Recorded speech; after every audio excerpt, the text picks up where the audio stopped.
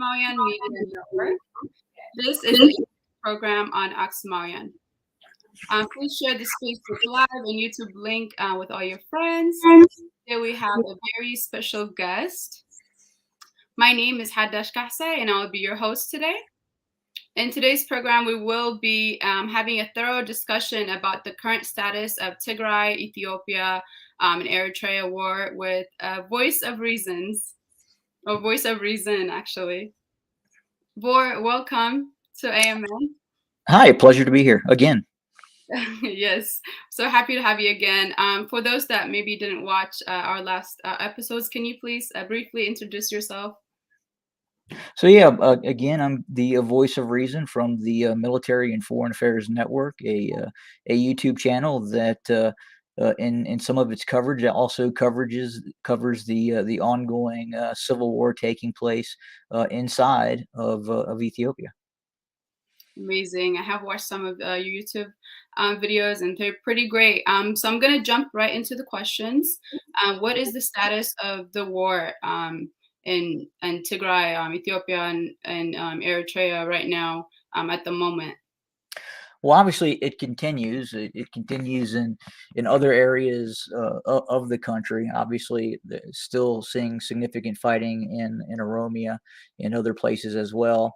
In terms of heavy fighting taking place along the peripherals of Tigray, we're not seeing as much, obviously, as we did during the Tigray, the TDF entry into the Amhara region and seizing many of those areas since their withdrawal. Mainly, the fighting that we're seeing right now is mainly centered in the east, around the Afar border, those areas, and then obviously we continue to see TDF operations in the west, with the eventual goal of reclaiming Western Tigray from Amharan militias, Eritrean army forces, and obviously elements of the B loyalist forces that are also located there. Yes, so as you mentioned, there is fighting going on in the Afar and Tigray border. After TDF withdrew from Afar and Amhara region, there were, as you mentioned right now, there is still fighting going on the border of Afar. What do you think was the motive from the Afar militia side? Well, I think it serves multiple purposes in terms of their continued entry into the conflict. Obviously, they're attempting to support the centralized government, the Abiy loyalists. At the same time, we know the Eritrean army is present in Afar and continues to train both Afar regional special forces units. Again, those forces are more or less would constitute light infantry. They're not actual special forces in the normal sense that you would think of them in Western militaries. And then obviously you have these regional militias, the likes that you see in the Amhara region as well, continuing to operate. And initially they were crossing the border, conducting some looting operations, and at the same time they were also assisting the B loyalist formations in calling in airstrikes on known TDF positions just across the border in Tigray, and that's why the current operation was launched to kind of clean up those border areas and remove some of those Afar regional militia units as threats to entering the Tigray region. Because as you know, Mekelle is just kind of down the road from the main road into Afar. Yes. And what is Eritrea's role, Eritrean soldiers' role on the Afar border and Western Tigray front right now? Well, we know there's combat elements of the Eritrean army in the Afar region, and they're also acting as a more or less train and assist a type of force in assisting the Afar regional militias in some of their activity. And then obviously the main force, and if you headway west, the main force that is keeping the TDF out of Western Tigray is the Eritrean military at this point. So the B loyalist formations are really beat up right now, and they're really in no they really don't have the capability to make any kind of renewed drive into Tigray. So they're really relying, especially in Western Tigray, on the Eritrean army as well. Most definitely. Besides the Eritrean army, they have been also using, drones bought from UAE, Turkey, Iran, and China. Are those still being provided to the Ethiopian government right now? Oh yeah, they're absolutely still being used. Probably not being as used as much when the TDF was threatening Addis Ababa. Hmm. But they nonetheless they are still being used. Obviously, it's very costly to continue to use some of the munitions that these drones fire, which makes them so unique in terms of those precision guided munitions, such as the MAML missile from Turkey that's being used, and obviously some of the other munitions from China as well. So these aren't dumb bombs; these are fairly expensive systems, and just keeping the drones up and running takes usually outside contract help and assistance, and we've seen that continuing in terms of helping the Abiy loyalist formations from both Turkey, the United Arab Emirates. China doesn't really provide contract support, so that is why we see UAE contractors on the ground assisting the Abiy loyalist forces, because they're very familiar with the type of drones, and they operate the same type of drones as well. Yeah, for me, it is still like it's surprising they are still like assisting them, as there were talks of negotiation between Tigray and government and the Ethiopian government. What do you have any information about the negotiation, and what do you think? Why do you think still is Tigray is still under siege right now?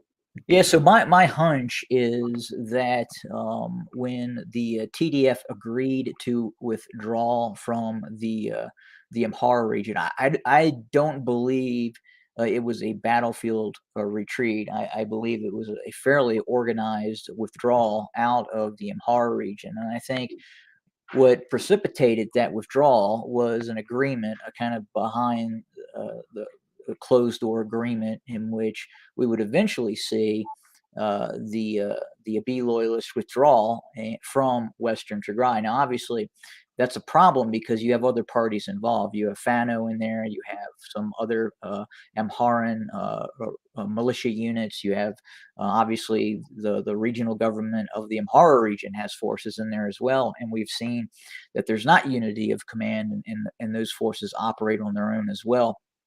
And then the Eritrean army is in Western Tigray as well. So if an agreement had been made with Abiy Ahmed and the Prosperity Party or the General Staff of the Ethiopian National Defense Forces, that doesn't mean the Eritrean army is necessarily going to withdraw from Western Tigray. Because if you look at it, if they were to withdraw, then this whole war was really for nothing, and that's to include the Abiy loyalist formations as well. So basically, they walk away from this conflict, and they've gained really nothing. They were utterly militarily defeated in the Tigray region, and the only vestige of some sort of victory is the continued occupation of Western Tigray. Yes, I definitely agree with that. And if the crisis does continue without change, and the Eritreans are still occupying Tigrayan land, and also the EPR, the Ethiopian troops as well, and Fano, what do you think can be done by the Western countries? What role do you think they can play into stopping what's going on? Well, in terms of external pressure, I think it's going to be really tough considering what's happening right now in the world. Obviously, all eyes on the world right now are kind of looking at what's happening in Ukraine. And even before that, there wasn't a lot of eyes uh, Yeah. watching what was happening inside of Ethiopia as well. So the idea that there's going to be some sort of external pressure, additional pressure to make to release this anaconda strategy, as I call it, is probably fairly remote at this point, Mhm. outside of a renewed military operation by the TDF to drive out those forces from Western Tigray. Yeah, it does seem like, especially right now, there is really no talks about what's going on in Ethiopia, even though it has been honestly getting worse since it started. It doesn't seem to there doesn't seem to be a stop to it. But we have seen movements from the Ethiopian side, like the No More movement.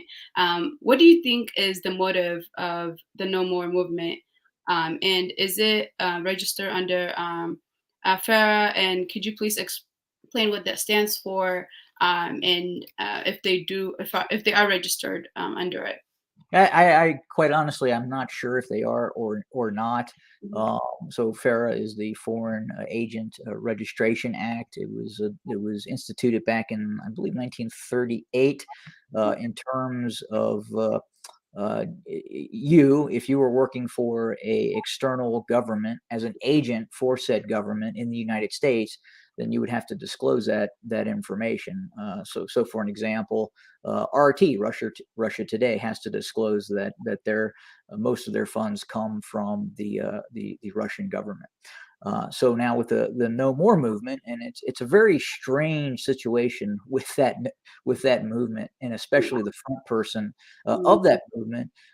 Just probably a year ago, she was very vocal about what was happening in Eritrea, the human rights abuses in Eritrea, and a range of topics that were not supportive of both the Eritrean government and obviously the close ties that Abiy Ahmed has now with the Isaias Afwerki and the Eritrean government.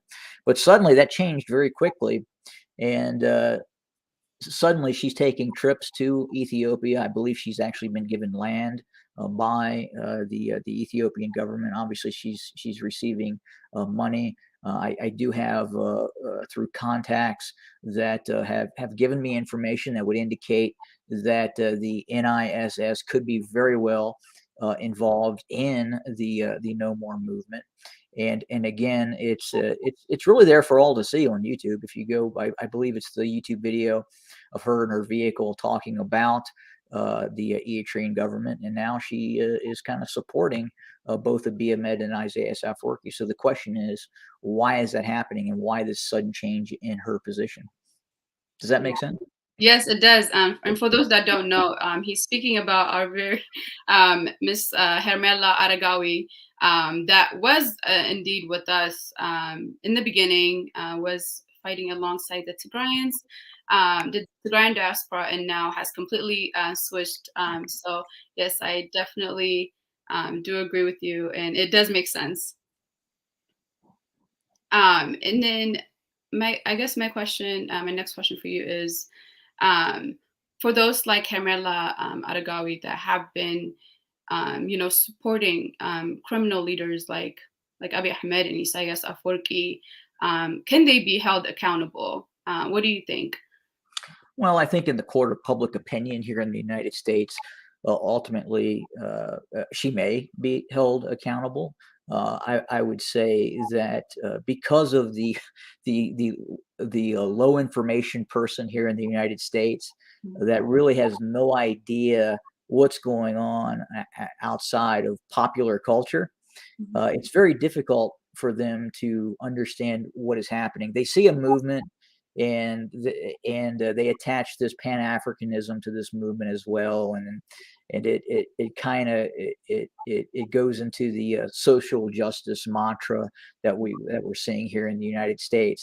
But it's not really that. It's much more insidious. And if you get deeper into what's actually going on, you would understand that's actually happening. But unfortunately, for a lot of these No More members, it's just a popular thing to do to get out there and be an activist, and they think they're doing something probably cool and correct, and they probably have it's probably good natured, but again, they just don't understand the roots of the conflict. They don't understand what's happened over the course of the last year and a half. They absolutely don't understand Eritrea and Isaias Afwerki. Otherwise, they probably wouldn't be promoting this group.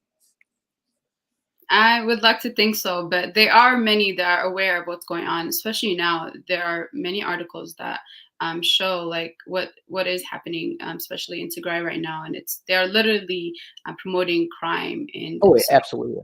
yeah, genocidal war, while living in the comfort of their homes, the U.S. or in Europe. But do you think the U.S. government can investigate its own citizens who are promoting this genocide? Well, I think there would have to be an investigation, and I think ultimately, if it can be proven that the NISS is and then possibly Eritrean intelligence is active in the No More movement, supplying funding to the No More movement. Obviously, there's some front companies that are closely affiliated with NISS that's been proven to work with No More. But again, it's resources, it's human intelligence that would have to come into this, and unfortunately, and again, I just say this again, there's attention looking elsewhere as opposed to this catastrophe that's happening in the Tigray region right now. Definitely. And I think that is, well, definitely what the Tigrayan diaspora are working on right now is making sure we are still being heard because our Tigrayan families are still under siege. Right now, over 40% of Tigray is in dire need of food and is starving. And we see, we are seeing our families literally starving to death. So hopefully we will continue this fight and continue to show what is going on in Tigray. And then to tie this back to the status of the war, what do you think the next plan for the ENDF, the Amhara Fano, and the Eritrean soldiers is? Do you think they will try to reinvade Tigray or the capital of Tigray? No, I think at this point they don't have that capability right now. It's probably going to be some time before the Abiy loyalist or the ENDF is in a condition where it can renew a operation into the Tigray region. It took a mauling both in the Tigray region and once the TDF moved into the Amhara region. And again, if it could, it probably would. And if it could have maintained its occupation in the Tigray region, it would still be there. But it didn't have that capability, and it was militarily defeated by the TDF. What do you think, besides freeing Western Tigray, what do you think the TDF's next plan would be? Well, I can't say what the TDF plan is. I can only look at it from my perspective and say that it would seem that it would probably be the TDF's best bet to take down the Isaias Afwerki regime, and ultimately that would benefit the Tigray region in the long run if they do have that capability to do that. I think the regime in Eritrea is flimsy, and I think all you really need to do at this point is kick in the door, and the whole thing would fall apart, given the right operation. But I think ultimately that, and then liberating Western Tigray is probably at the forefront right now of TDF strategy. Yes. Thank you so much for coming in here and sharing the status, and also for continuously posting about the status of the war between Tigray, Ethiopia, and Eritrea. For those of you that are here that don't know about his YouTube, make sure to go follow VOR on his YouTube name is Military and Foreign Affairs Network. Please go follow him. We really appreciate you for continuously showing what's going on in the dark in this siege. We definitely appreciate you. And we are coming to an end of the program. If you have any messages to say, I will give you a couple of minutes, VOR. Oh no, my pleasure to be here, and I appreciate you kind folks having me. Of course. Thank you, everyone. Please share and subscribe to our YouTube and Facebook. And also don't forget to also follow and subscribe to Military and Foreign Affairs Network on YouTube channel hosted by VOR. For our audiences, thank you for staying with us. Please share and subscribe to Oxymarian Media Network. I'm your host, Hadash, and it was great to be here.